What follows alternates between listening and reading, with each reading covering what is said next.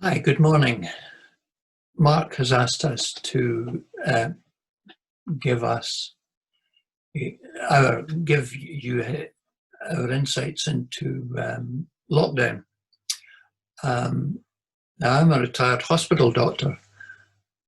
I'm surprised at how I felt guilty at not working and supporting my colleagues in hospital. Realistically, of course, I'm too old and I've been away for too long. Now, three issues have dominated my personal prayer and the prayer of the intercessory prayer group. And the first of these is the families of those who were unable to be with their loved ones during the dying factor in hospital, when they were unable, because of COVID, to be with their family member.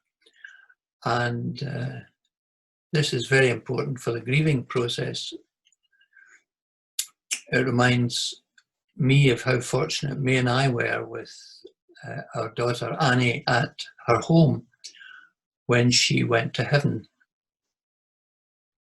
So the first prayer was for those grieving.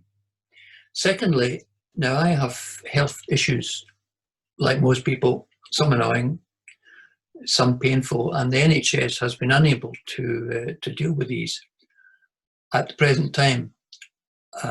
What has distressed me has been its inability to screen and treat cancer.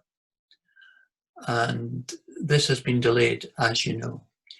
And I can't imagine how people who require screening or those with cancer feel at the present time. Thankfully, NHS is now returning to a semblance of normality, but this remains worthy of our prayers for cancer sufferers and for those who need screening. Thirdly, as you know, we can't gather in our own house, God's house, anytime soon in the sanctuary to praise Him. I understand the reasons and agree wholeheartedly until a vaccine suddenly appears or the pandemic recedes. So we must pray for a vaccine appearing. What, however, brings joy to my heart is the level of international cooperation between research groups to find these treatments or these vaccines. Now, this doesn't usually happen because of patents, which are financially driven, of course. So, in the midst of our troubles, a blessing. As Jeremiah wrote after the destruction of Jerusalem, the steadfast love of the Lord never ceases. His mercies never come to an end. They are new every morning. Great is His faithfulness. So those are verses of hope amid continuing uncertainty and pain. God bless you all. For me, I have found that lockdown can bring particular problems, especially for us older folk. We don't have the working from home hurdles to navigate because we already spend quite a bit of time at home. However, the quality of that time has certainly been thrown into sharp focus during the past few months. Time is a very special commodity for all of us. However, for us older folk, it has very obvious limits. We no longer plan in decades. We find ourselves saying things like, oh, well, we might do that next year, God willing. This preciousness of time means that we don't want to waste it. Surviving the pandemic is all very well. However, the quality of that survival has much more value than simple survival alone. Family relationships and valued friendships become even more precious when there are limits imposed on them. Spending time alone can be okay, and sometimes we really need that.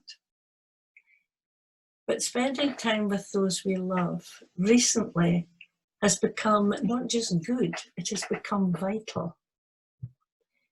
For me, the past 6 months has sharpened my priorities and reminded me again that my worth in the eyes of the Lord is not in what I do, but in who I am. Being a busy person means that boredom is not something I'm particularly acquainted with. However, the danger in busyness is in not making enough time for the Lord. Recently, that time with Him has increased, not only in time, but in quality. And I'm experiencing the kind of blessing that I thought I may have lost somewhere along the way. As some of you know, Kerith Counselling Service is very close to my heart.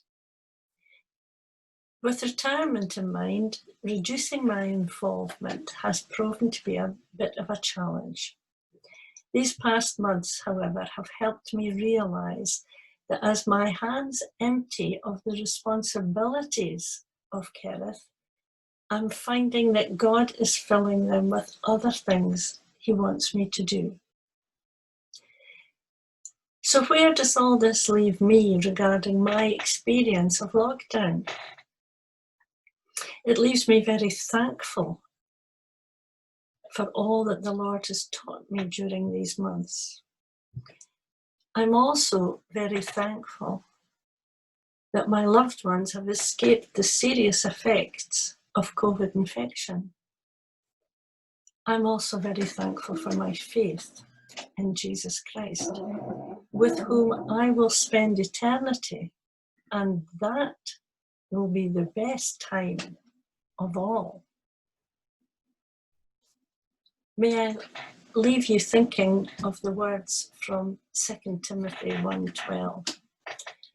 For I know in whom I trust, and I am sure that He is able to guard what I've entrusted to Him until the day of His return. I thought, as a PS to this, that you may be interested to know that Kerith is continuing to serve the community and resumed more normal working at the end of August. Because of the changes we've had to make, we are now able to give clients the choice of face-to-face or remote counselling online, which opens up new possibilities for our service as a whole. And thank you to all of you who have offered both practical and prayer support. Thank you very much.